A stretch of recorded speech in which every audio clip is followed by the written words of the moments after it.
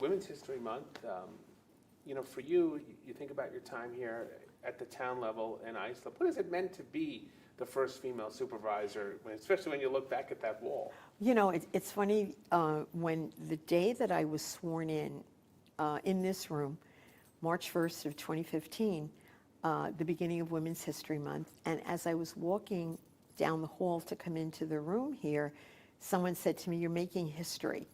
And I'm like, I never had really thought about it. Then in the 300 plus history of the town of Islip, that I was the first elected woman supervisor.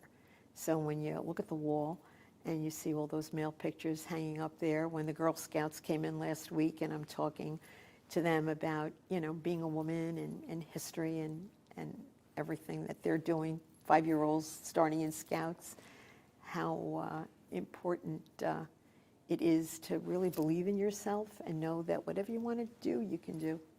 By this point, you had already had a long political career, so it didn't even dawn on you that you were the first female supervisor until that moment. But how important is it to set that kind of example for girls who are thinking about getting into public service or any other walk of life? Any other walk, truly. And, you know, all during, you know, my years, okay, so and there are a few of them, I started out, I mean, I was very involved in the community always. And I guess it was because my parents never was. You know, they were, you know, immigrants had come from Italy, and late in life they married, and my mom was not a Girl Scout leader. She was not, you know, any of that. And I always thought to myself, you know, when I get married and have kids, I'm going to be involved, you know. And so I really threw myself into it. 2 sons, you know, Little League, Scouts, everything. I was on the committee. I was selling hot dogs at the shack at the football games, and but just always involved. And the funny part of it is that kind of community involvement really propelled me into public service. I had started a business, started it in the house, a typesetting and graphic design business when my kids were little. And, you know, it grew into a storefront and building and had employees and everything, and was involved in politics as a committee person and, you know, supporting people I believed in. And then there was a vacancy on the county legislature because Rick Lazio was elected to Congress, and people had said, you know, you should run for office. And I'm like, well, you know, I'm running a business, I don't really have time. But at that point, both my sons were working at the business, and I thought, you know, I could do this. I could do this. And interestingly enough, you have to want something, and you really have to believe in yourself, because that very first time when the political leaders were deciding who the candidate should be to run for that open seat in the legislature, they really didn't want me. You know, they had an idea of a very tall, handsome young man that was sort of involved a little bit, but not really. No one really knew him. And I had been, you know, president of the Chamber of Commerce, ran my business in town, and knew people in all of the various organizations. So I'm like, I don't understand, you know, why wouldn't you give me the opportunity? I know I can win, you know. And it was like, all right, go ahead, you could do it, but you're on your own. You have to raise your own money. God's honest truth. So I said, all right, I'll do it, you know. And that first election, it was the middle of winter, February, winter recess, so a lot of people were away, so we did a lot of phone calling about the fact that it was a special election, please come out and vote. And I won by 41 votes and had to run that November for my first full term, and won by 64, and, you know, always had really good numbers after that, but always worked at it full time, always, you know, believed in what I was doing. If people invite you to go somewhere, try to go, because it means a lot. And you don't realize that sometimes, but you think to your life experiences. And when I was involved, when my kids were little, in Scouts, there's something in Boy Scouts called the Blue and Gold Dinner, and we always tried to have, you know, an elected official present at the dinner. And I live in West Islip and did at the time. And we were looking for a speaker to come to our dinner on Sunday. It was going to be held at Sunrise Village in Belmore, and no one got anyone. And I said, all right, I think I know someone I can call. And I called up an Islip Town councilman at the time, Frank Boncourt was his name, And he said, sure, I'll come. So on a, Sunday morning at 11 o'clock, this gentleman who lived in Brentwood drove to Belmore, and people were so grateful that the town councilman came to the Blue and Gold dinner, the little boys were there. And that stuck with me. So, you don't realize how much people do appreciate it. And more times than not, it's really not a big deal. So. Do you think that we would be better served just as a country if more people came up the way you came up, where you started in the community, not necessarily thinking about politics or elected office? It seems now, you have members of Congress or other positions, they want the camera time, they want the profile that comes with it, but they may not have been active in their communities the way you were before you took office. I totally agree with you. In fact, I say that anyone, it should almost be a requirement, and not even just community service, but having worked in the private sector.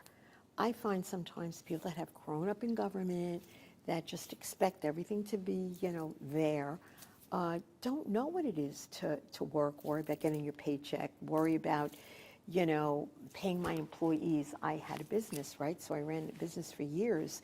And more times than not, I didn't have that paycheck. Yeah, the business could pay for, the bills of running the business, but I didn't always get a paycheck. My employees did, and to have that sense, I think it's sort of in my DNA. And even in my time as a legislator, when bills were being proposed, I would be the one to say, well, wait a minute, how is this really going to work? How is this going to affect, the poor guy that's running a business, It's different. It's different. But I really do believe private sector, community service, that all counts and really makes you a better elected official, not a politician, an elected official. And that's what we need in office, elected officials, people that really care. And I have to put a plug in for our town board. They really do care. They work at it. All of them, have that business background. And it does make a difference. Can you think back to some times in your career where, as a woman, the playing field was not level and you had to overcome obstacles that maybe your opponents or rivals didn't have to overcome? I remember when I first, and talk about being involved in government, here I was, a mom, Cub Scouts, Little League, et cetera. Then starting a business, running a business, involved in the LIA on this small business committee, always really threw myself into everything. And I tell people, if you ever have the opportunity, when someone says, can someone help out, put that hand up and do it. You just never know. You never know.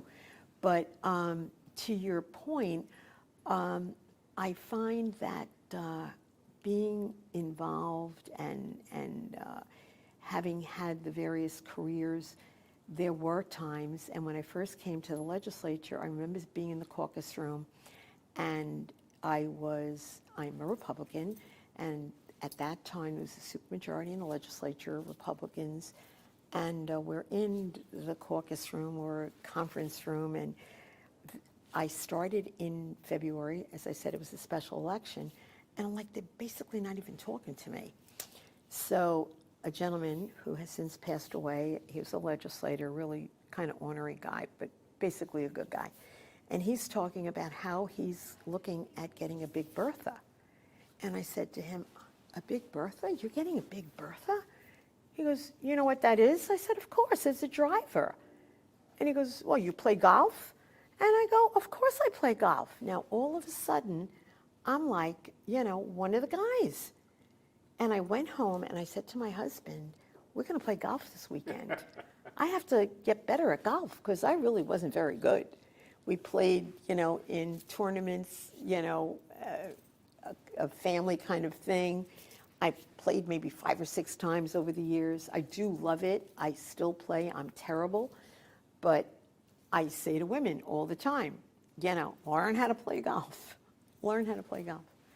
Yeah. So that was pretty illustrative of how being a woman. You found a way to open the door. Yeah, and you can. Right. You can. And you don't play that woman card. I never did, even when I was in business and involved in the LIA. I never felt I couldn't do what I wanted to do because I was a woman. You just have to want it bad enough and just do it. However, every once in a while, it smacks you on the side of the head that you are a woman. You know, maybe they're not.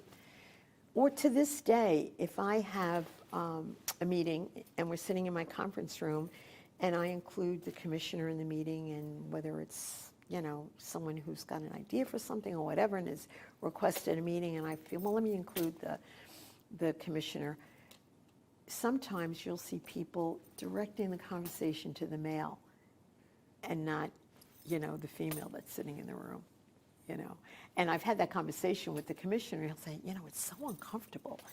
And, you know, he's one of four sisters, so he gets it. Yeah. But it's interesting. It's still there. It's still there, not as bad as it was. And there are so many examples of women who have, you know, been successful, and you can be, you know. And lastly, what's your message for someone who is considering a career in public service, who's saying, I like what that Carpenter woman said, I'm going to follow her in her shoes? What would you tell them about what they're in for? You have to follow your heart. You really have to want to do it for the right reasons. And just whatever it is, give it your all. Really, really believe in what you're doing, and lead with your heart and do it. And you will make a difference. You really will make a difference.